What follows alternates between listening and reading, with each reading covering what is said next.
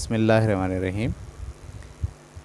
قرآن تمہارے لیے یہی ہدایت لے کر آیا ہے، اس لیے اے بنی اسرائیل میری اس نعمت کو یاد کرو جو میں نے تم پر کی تھی، اور میرے عہد کو پورا کرو۔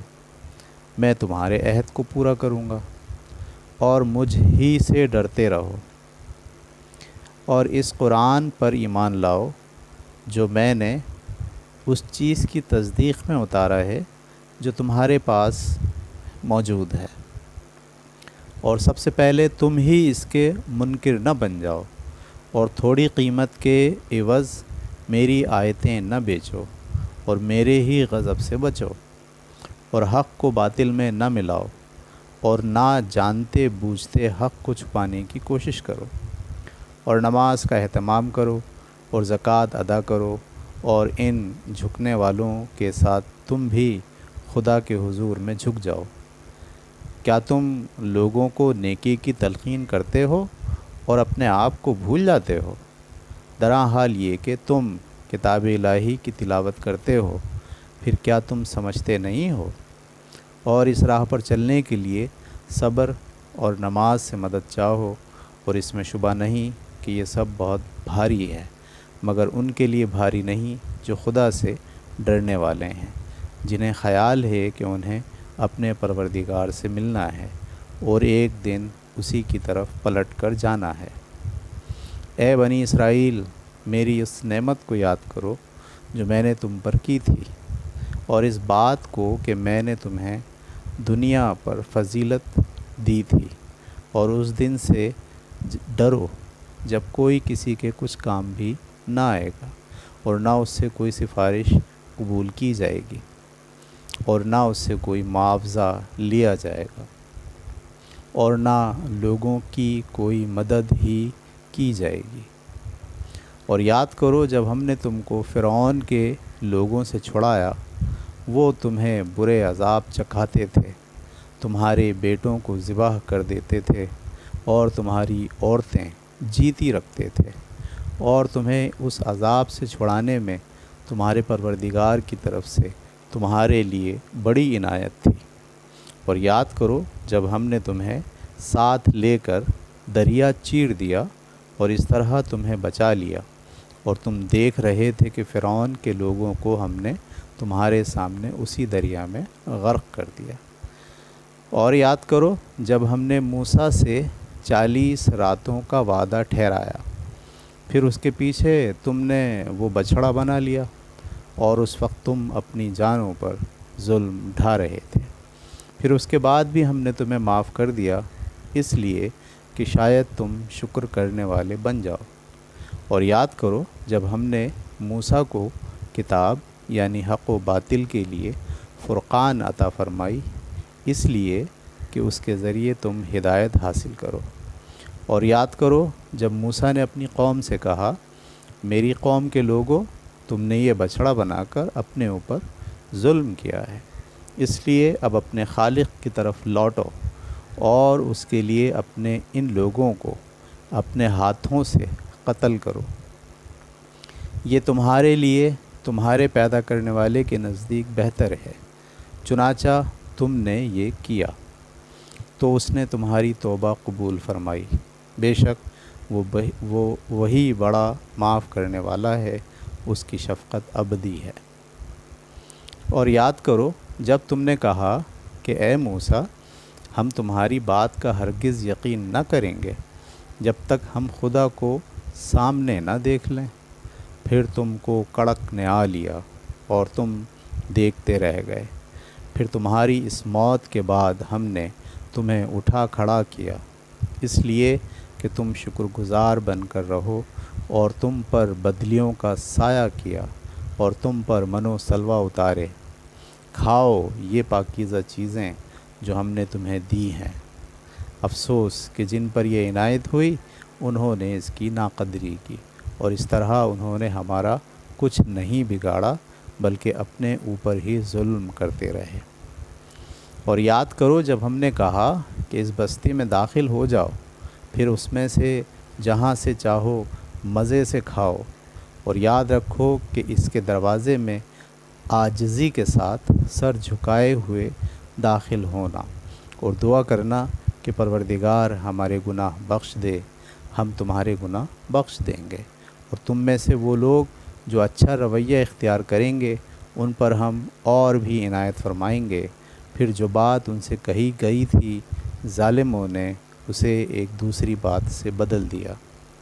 चुनाचा उन जुल्म करने वालों पर हमने उनकी नाफरमानियों के बाइस जो वो कर रहे थे आसमान से अज़ाब उतारा। और याद करो जब मूसा ने अपनी कौम के लिए पानी की दुआ की तो हमने कहा अपनी लठिया इस पत्थर पर मारो। उसने मारी तो उससे 12 चश्मे बह निकले। इस तरह के हर कबीले ने अपने लिए पानी लेने की जगह मुतय्यन कर ली।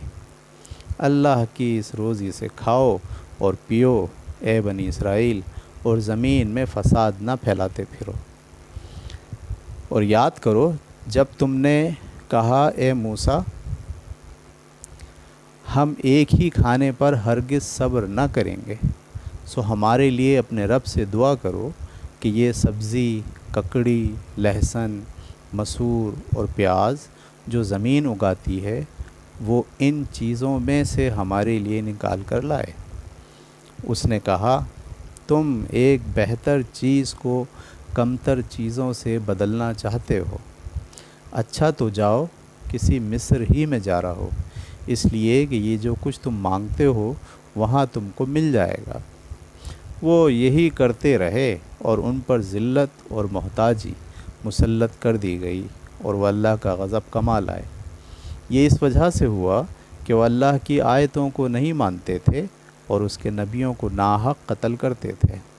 ये इस वजह से हुआ कि उन्होंने नाफरमानी की और वह अल्लाह की ठहराई हुई किसी हद पर न रहते थे। इससे वाज़ेह है कि जज़ा व सज़ा का कानून बिल्कुल बेलाग है। लिहाजा वो लोग जो नबी उम्मी पर ईमान लाए हैं और जो इनसे पहले यहूदी हुए और जो नसारा और साबी कहलाते हैं, उनमें से जिन लोगों ने भी अल्लाह को माना और क़यामत के दिन को माना है, नेक अमल किए हैं, उनके लिए उनका सिला उनके परवरदिगार के पास मौजूद है और उसके हुजूर में उनके लिए ना कोई अंदेशा होगा और ना वो कभी गमज़दा होंगे। और याद करो जब हमने तुमसे अहद लिया था और तूर को तुम पर उठाया था, इस ताकीद के साथ कि उस चीज़ को पूरी क़ुव्वत के साथ पकड़ो जो हमने तुम्हें दी है, और जो कुछ उसमें लिखा है उसे याद रखो ताकि तुम खुदा के गज़ब से बचे रहो। फिर इसके बाद भी तुम उससे फिर गए। सो हकीकत ये है कि अगर अल्लाह की इनायत और उसकी रहमत तुम पर न होती तो अपने इस रवैये की वजह से तुम बड़े नामुराद होते। और तुम उन्हें भी जानते हो जिन्होंने तुम्हारे लोगों में से सबत की बेहुरमती की, तो हमने उनसे कहा जाओ जलील बंदर बन जाओ। इस तरह उनकी उस बस्ती को जिसमें उन्होंने सबत की बेहुरमती की थी, हमने उसके गिरदो पेश के लिए एक नमूना इबरत और ख़ुदा से डरने वालों के लिए एक ज़रिया नसीहत बना दिया। और याद करो जब मूसा ने अपनी कौम से कहा अल्लाह तुम्हें हुक्म देता है कि खून पर कस्में खाने के लिए तुम एक गाय ज़िबाह करो। वो कहने लगे क्या तुम हमसे मजाक करते हो? उसने कहा मैं अल्लाह की पनाह मांगता हूँ कि इस तरह का जाहिल बन जाऊँ। उन्होंने कहा अच्छा अपने रब को हमारे लिए पुकारो कि वो हमें बताए कि गाय कैसी होनी चाहिए। उसने कहा वो फरमाता है कि गाय न बूढ़ी हो न बछिया हो, इनके बीच की मया ना हो। अब जाओ और वो करो जिसका तुम्हें हुक्म दिया जा रहा है। तो वो बोले अपने रब को हमारे लिए पुकारो कि वो हम पर यह भी वाज़े करे कि उसका रंग कैसा हो। उसने कहा वो फरमाता है कि वो सुनहरी हो, शौक़ रंग ऐसी कि देखने वालों को खुशी हो जाए। बोले एक मर्तबा और अपने रब को पुकारो कि हमको अच्छी तरह वजाहत के साथ बताए कि वो गाय कैसी हो, ہمیں گایوں میں کچھ شبہ پڑ رہا ہے، اور اللہ نے چاہا تو اب ہم ضرور اس کا پتہ پا لیں گے۔ اس نے کہا، وہ فرماتا ہے کہ وہ گائے محنت والی نہ ہو کہ زمین جوتتی اور فصلوں کو پانی دیتی ہو، وہ ایک ہی رنگ کی ہو، اس میں کسی دوسرے رنگ کی آمیزش نہ ہو۔ بولے، اب تم واضح بات لائے ہو۔ اس طرح انہوں نے اس کو ذبح کیا، اور لگتا نہ تھا کہ وہ یہ کریں گے۔